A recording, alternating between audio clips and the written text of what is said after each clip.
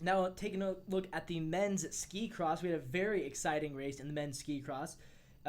We talked about women's ski cross finals yesterday, in which the woman known as the Snow Leopard was so far ahead of everybody else that it wasn't even really a real competition. It just wasn't even really a real race. She was so far out ahead. It was crazy.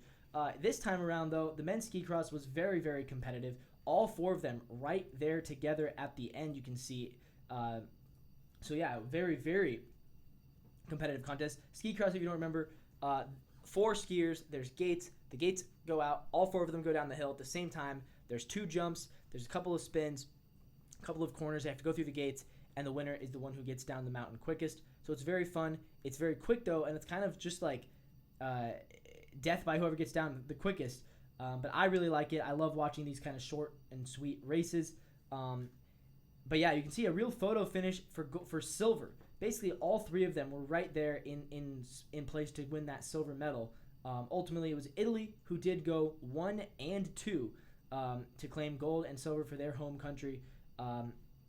It was Simone Daramitidis who claimed to cross the finish line to claim the title in the men's ski cross. His teammate Federico Tomassoni and Switzerland's Alex Fiva were very close behind in a photo finish, while Japan's Satoshi Furuno was also right there. So you can see you've got the Italian. Let me bring you back to the picture. You've got the Italian in blue in the lead. So he is in the middle, or kind of on the left there. On the right side, the Italian who claimed silver. Right there, next to him, on the left side, is the guy for Switzerland. Also right there. In the middle is Japan. So they were all three right there. But 1 and 2 do go to Italy. Switzerland takes the silver, and Japan ending up in the bronze. Tomassoni, the guy who took silver, says, quote, "I didn't care about the photo finish. I ran to my friends and said, I'm second or third. He said, better second for sure, but the medal was there. He ran to his friends. It was cool and good for him." Daramitidis did not make the finals in the 2022 Olympics. He was very hungry for gold.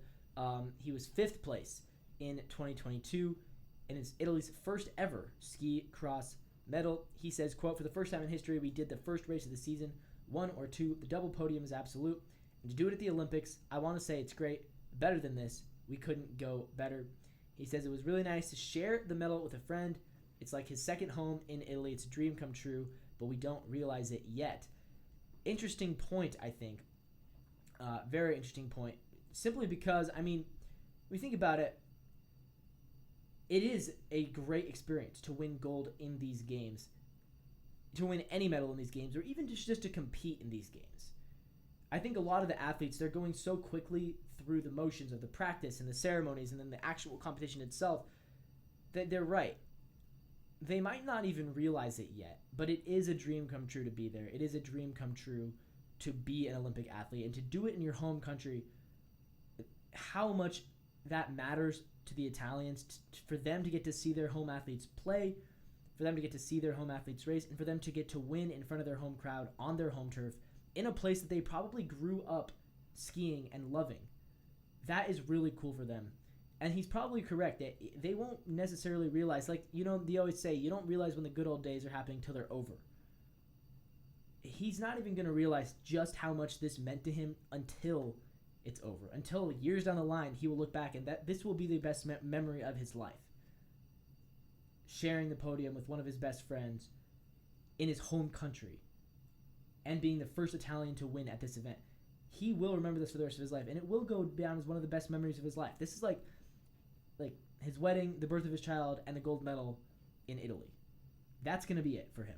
By the way, the Switzerland guy who took home the bronze medal, Favo, he's 40 years old. He's the oldest man to ever medal in ski cross. That's really impressive, and it just goes to show, once again at these Olympics, age is just a number. We saw a 41-year-old medaling in bobsled.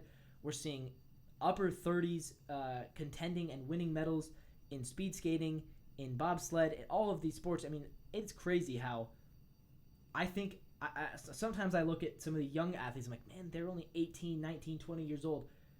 There are still 36, 38, 40-year-olds who are at the peak of their sports. It's really cool to see, and it goes to show you don't need to be young if you practice and put the work in, man, you can get to the top of your sport. You can stay there for a very, very, very long time.